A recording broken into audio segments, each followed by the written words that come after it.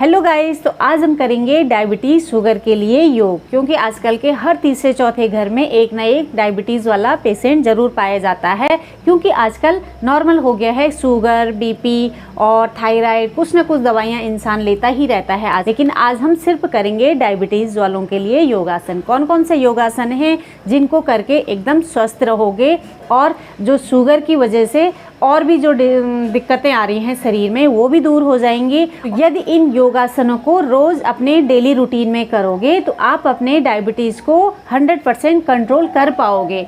Diabetes की वजह से जो और दिक्कतें भी शरीर में आ जाती हैं, खासकर आंखें कमज़ोर हो जाती हैं, लीवर किडनी कमज़ोर हो जाते हैं, हार्ट कमज़ोर हो जाता है और जो अपना इम्यून सिस्टम है कमज़ोर हो जाता है।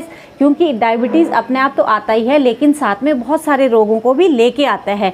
तो आज हम इन योगासनों के माध्यम से आप लोगों को बताएंगे कि किन किन रोगों को कंट्रोल कर सकते हैं। और इन योगासनों से पहले तो हम डायबिटीज़ को कंट्रोल करेंगे, बाद में जो और दिक्कतें आ रही हैं वो भी धीरे धीरे कम होने लग जाती हैं। तो योग एक ऐसा माध्यम है जिसको अपनाने से इंसान शारीरिक और मानसिक रूप से स्वस्थ रहता है। यदि आप लोग करते हो तो खुद शरीर में देखोगे कि कितने मेरे शरीर के अंदर मुझे इसके अच्छे बेनिफिट्स मिल रहे हैं। लेकिन नहीं करोगे तो कैसे पता चलेगा? तो सबसे पहले तो जिनको भी शुगर है, जिनको भी डायबिटीज़ है, वो लोग थोड़ा कुछ ना कुछ फिजिकली एक्टिव ज़रूर रहें। तो योगासन करने से पहले अपनी बॉडी को वार्म अप करना बहुत ज़रूरी होता है। नहीं तो हम सीधा आसन करेंगे तो मसल्स में खिंचाव आता है, बॉडी में पेन आ जाता है। तो पहले हमें अपनी बॉडी को प्रिपेयर करना है, मसल्स को थोड़ा गर्माहट देनी है और जब हम एक्सरसाइज करेंगे तो शरीर में फिर कोई दिक्कत नहीं आएगी। चाहे एक्सरसाइज करो या योगासन करो, पहले बॉडी को थोड़ा सा वार्म अप करो।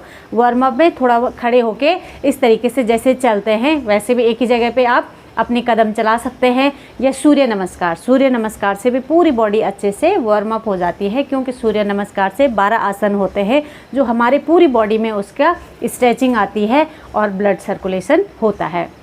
अब हम सीधा करेंगे आसन। आसनों में सबसे पहले तो सबसे अच्छा है मंडूक आसन।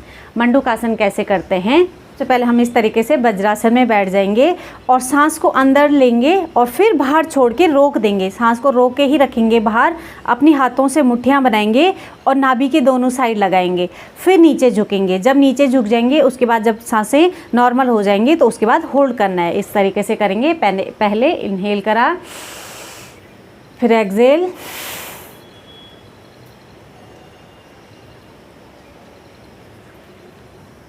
और फिर नीचे झुक गए। बस अब नीचे झुक गए। जितनी देर हम होल्ड कर रहे हैं इसके टाइम पे हमें सांसों को नॉर्मल रखना है। ज़रूरी नहीं है कि हम पूरा सांस को होल्ड करके नीचे रह सकते हैं। जितना आप कंफर्ट हो उतना सांस को रोक के फिर नीचे झुके। फिर यहाँ पे कुछ सेकंड के लिए होल्ड करेंगे। काउंटिंग के साथ करेंगे। कैसे? 1 2 3 4 5 6 7 8 9 10। फिर सांस भरते हुए वापस आएंगे। जब हम इस तरीके से पेट में दबाव देते हैं तो इससे हमारा पेनक्रियाज एक्टिव होता है, अच्छे से काम करने लग जाएगा, उसकी कैपेसिटी बढ़ जाएगी और शरीर में शुगर कंट्रोल होने लग जाएगा। एक बार फिर से कैसे करेंगे? सांस को अंदर लिया, बाहर छोड़ा, बैक को सीधी रखेंगे। कुछ लोग इस तरीके से हो जाते हैं, ये गलत तरीका है। फिर वापस आ जाएंगे। अब हम नेक्स्ट करेंगे वक्रासन। वक्रासन कैसे करते हैं? पहले सीधे हम दंडासन में बैठ जाएंगे और एक पैर को फोल्ड करेंगे सामने वाले पैर के घुटने के पास। एक हाथ हमने साइड में पीछे की तरफ रख दिया है और जो दूसरा हाथ है, यदि हमारा लेफ़्ट वाला पैर है तो हम राइट वाले हाथ को लेंगे। ये फ्रंट कैमरा है, शायद आपको उसका अपोजिट दिखाई दे। लेकिन हमें क्या करना है कि एक जो हमारा पैर खड़ा हो रखा है उसका हमें अपोजिट हाथ लेना है, चाहे कोई भी हो, लेफ्ट है चाहे राइट है। तो हमें अपोजिट हाथ लेके और इस पैर की बाहर से लेंगे इस तरीके से। काफ़ी लोग इस आसन में बहुत कंफ्यूज होते हैं, तो हमें कंफ्यूज नहीं होना है।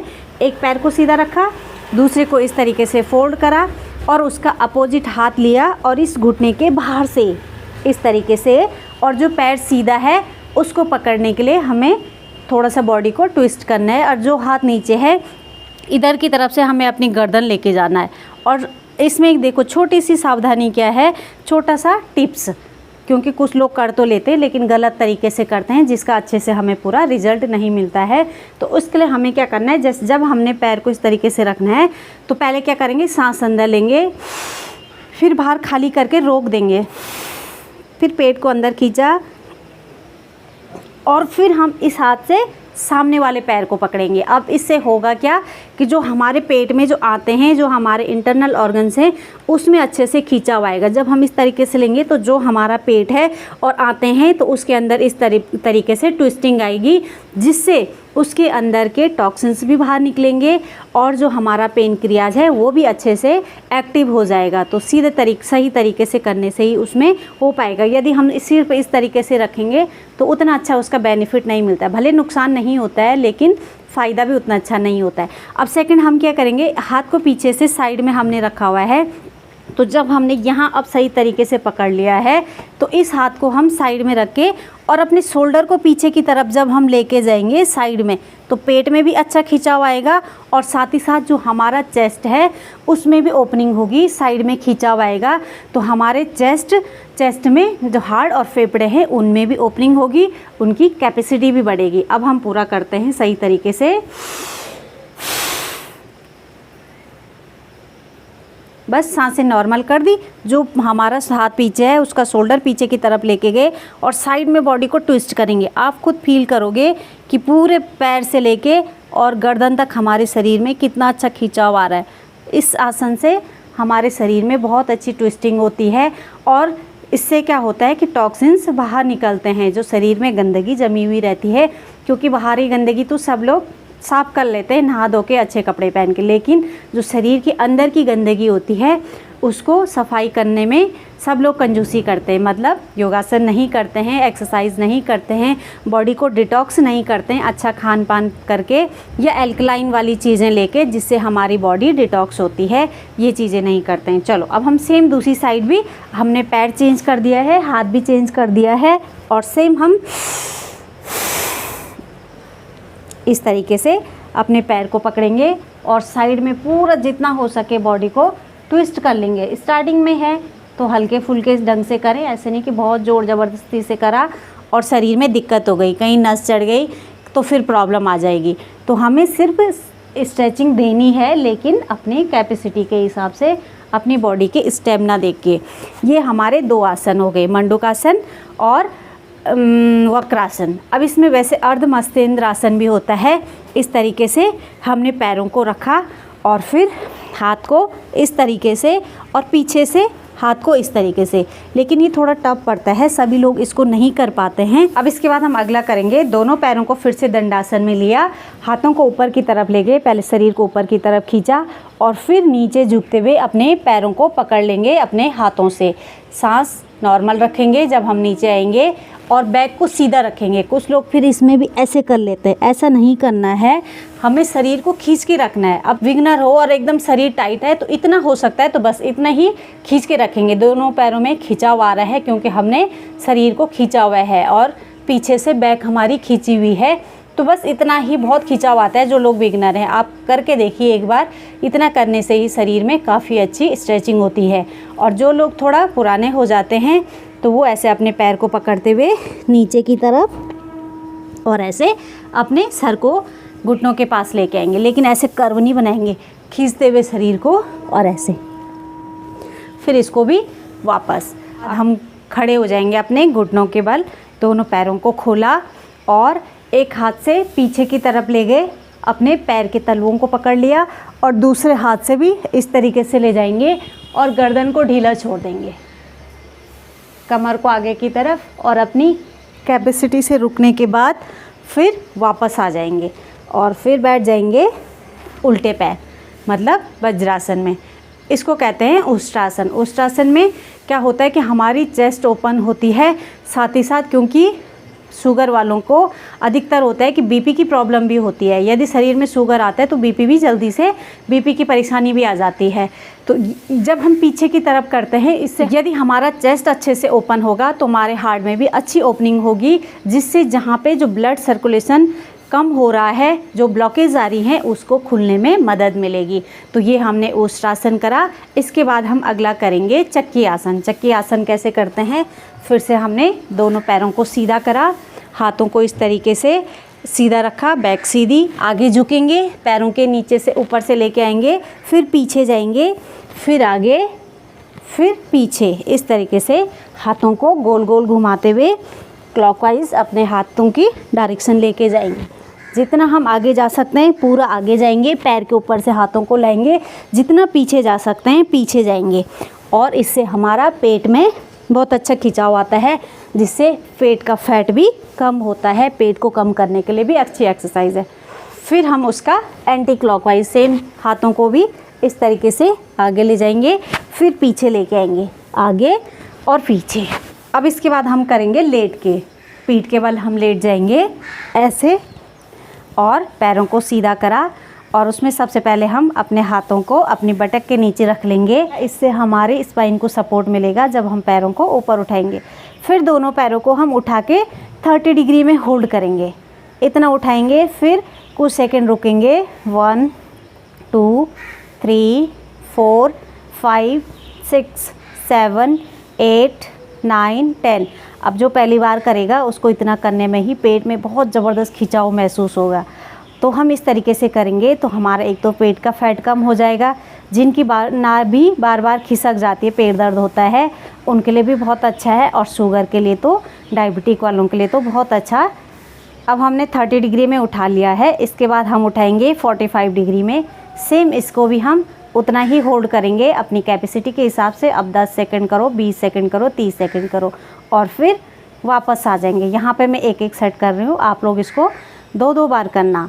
और फिर अब हम सीधा करेंगे 90 डिग्री में, बस दोनों पैरों को एकदम सीधा रखते हुए, घुटने सीधे, और 90 डिग्री में इसको रखेंगे, फिर होल्ड करेंगे और फिर वापस। ये हो गया। तो अब हम नेक्स्ट करेंगे इसमें साइकिलिंग वाला। साइकिलिंग जो लोग बिगनर हैं, एकदम नहीं कर सकते हैं, थाइज़ हैवी हैं, ओवरवेट है, तो वो लोग इस तरीके से एक एक पैर से भी, जैसे साइकिल में पैडल मारते हैं उसी तरीके से एक एक पैर से कर सकते हैं।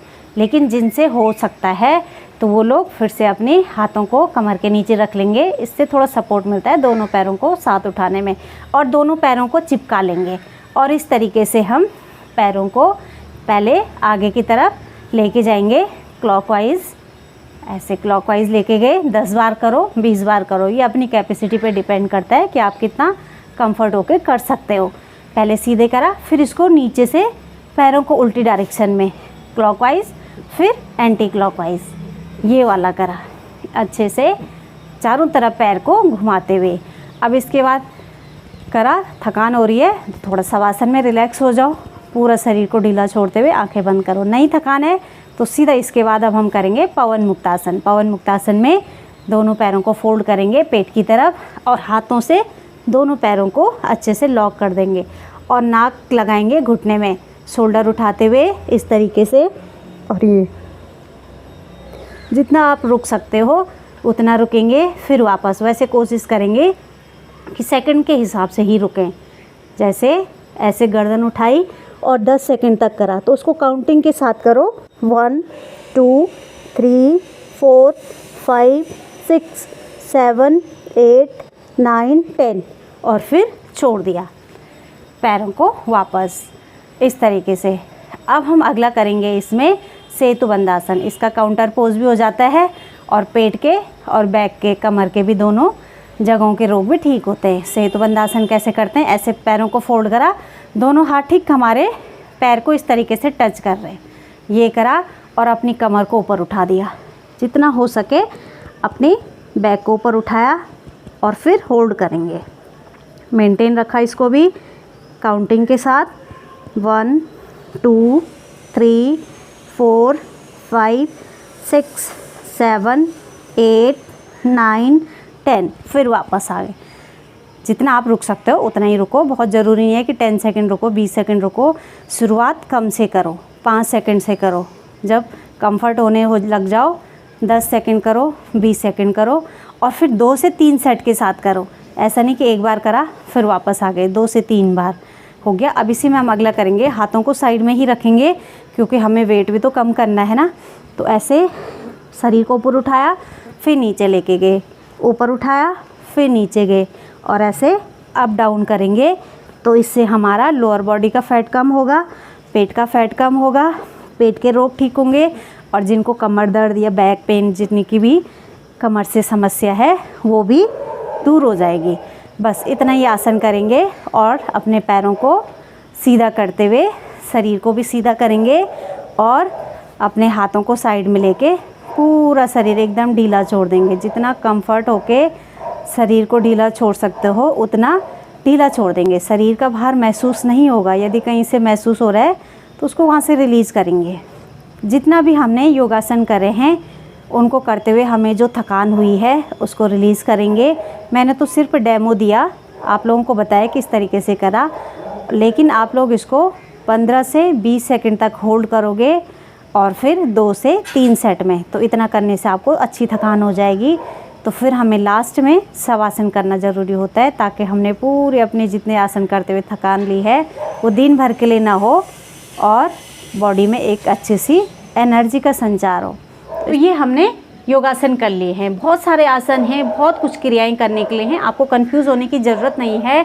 जितना मैंने बोला है सिर्फ आप उतना ही करो, लेकिन 2 से 3 सेट के साथ करो और 20-20 सेकंड करके होल्ड करो। स्टार्टिंग कम से करो और बाद में 20-20 सेकंड करके उसको होल्ड करो। बस इतना भी करोगे तो आपको बहुत अच्छा फील होगा कि आपकी बॉडी में एक्स्ट्रा फैट कम होने लग गया है, शरीर में अच्छी एनर्जी आने लग गई है और जो ब्लड शुगर है वो धीरे धीरे कंट्रोल होने लग गया है। इतना करेंगे। ये हमने आसन कर लिए हैं। अब इसके बाद हम करेंगे प्राणायाम। प्राणायाम में सबसे पहले करेंगे भस्त्रिका प्राणायाम। कैसे? अब इसको भी कुछ लोग तो हाथों को ऊपर लेके फिर नीचे लेते हुए इस तरीके से सांसों को भरते हैं और छोड़ते हैं। फास्ट लेना भी है और छोड़ना भी है। जितना हम फास्ट लेते हैं उतना ही हमें उसको बाहर छोड़ना है। कैसे?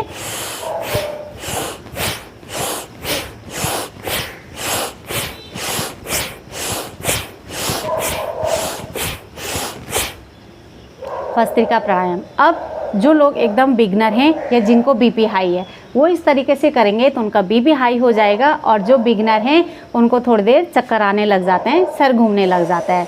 तो हमें क्या करना है? भस्त्रिका प्राणायाम ऐसा नहीं है कि नहीं करना है, करना है, लेकिन कैसे? अब इसको इस तरीके से भी कर सकते हैं।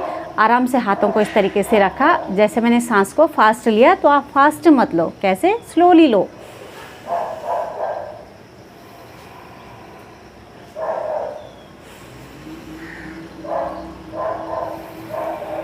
शरीर को एकदम ढीला छोड़ दो, शरीर को हिलाने की ज़रूरत नहीं है, लेकिन सिर्फ अपने फेफड़ों से मूवमेंट करो। हमें पूरे फेफड़े भरने हैं और उनको पूरा बाहर खाली करना है। तो ये हो गया भस्त्रिका प्राणायाम। अब इसके बाद हम करेंगे कपालभाति। कपालभाति के लिए इस तरीके से अपनी मुद्रा लगाएंगे। वैसे तो ज्ञान मुद्रा अधिकतर लगाते हैं, किसी को गैस ज़्यादा बनती है तो वायु मुद्रा लगाएं। मुद्राएं बहुत सारी हैं, अभी इसमें कंफ्यूज होने की ज़रूरत नहीं है। जिनको गैस बनती है वो लोग वायु मुद्रा लगा के बैठ जाएं और बैक को सीधी रखें। जब भी प्राणायाम करें सबसे मेन है अपनी कमर को सीधी रखें और सांस को सिर्फ हमें फोर्सली बाहर छोड़ना है, अंदर नहीं लेना है। अंदर ऑटोमेटिकली आ जाती है, हमें सिर्फ बाहर छोड़नी है। कैसे?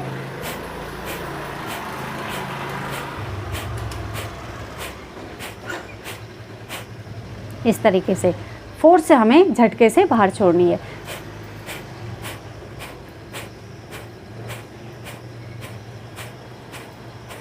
ये हो गया कपालभाति।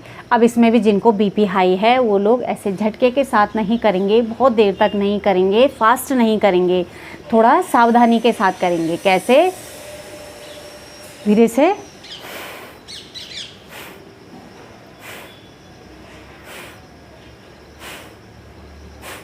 रुक रुक के हम धीरे धीरे करके कपालभाति करेंगे। ये बहुत ज़्यादा बीपी हाई रहता है तो इसको अवॉइड करें। ऐसा नहीं है कि मैंने बोल दिया आप लगातार कर ही रहे हो, गलत कर दिया तो बीपी बढ़ जाएगा। तो इसके बजाय हमें क्या करना है? हमें सीधा अनुलोम विलोम कर देना चाहिए। अनुलोम विलोम करो, भ्रामरी करो, उद्गीत करो, प्राणायाम बहुत सारे हैं और कपालभाति को मत करो। ये हो गया हमारा कपालभाति। ठीक है, एक बार और।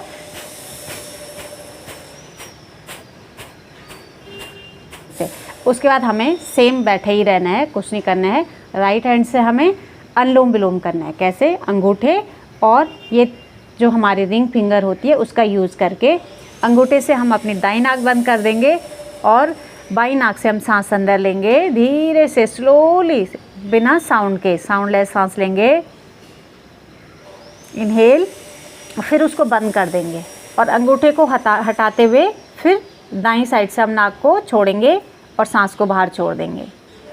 फिर उसी से सांस अंदर लेंगे और बाईं से बाहर छोड़ देंगे। फिर बाईं से सांस लेंगे और दाईं से बाहर छोड़ देंगे। जितना आपको टाइम है, जितना आप शुरुआत कम से करो, जितना कर सकते हो, लेकिन करो। चाहे आप 2 मिनट 1 मिनट कर रहे हो, लेकिन करो। एक बार आदत जब बन जाती है, धीरे धीरे अपने आप ऐसी आदत हो जाती है, 1-1 घंटे बैठ के कर सकते हैं।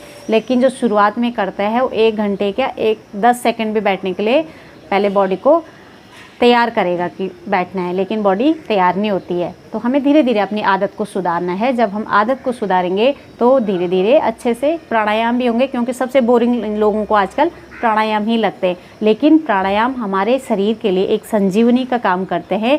प्राण जितनी हमारे अंदर प्राण शक्ति अच्छी होगी, उतने हमारा शरीर रोगों से मुक्त होगा। ये हो गया। अब उसके बाद हम भ्रामरी कर सकते हैं, ओम का उच्चारण कर सकते हैं। तो ये तो बहुत लंबा वीडियो हो जाएगा। सभी को पता है भ्रामरी कैसे करते हैं, ओम कैसे करते हैं, तो ये मैंने बता दिया। अब इसके बाद लास्ट में वीडियो को यहीं पे एंड करते हैं। यदि आपको वीडियो पसंद आई हो तो वीडियो को लाइक कर देना। चैनल पे जो लोग नए जुड़ेंगे तो चैनल को सब्सक्राइब कर लेना। फिर मिलते हैं नेक्स्ट वीडियो में, तब तक के लिए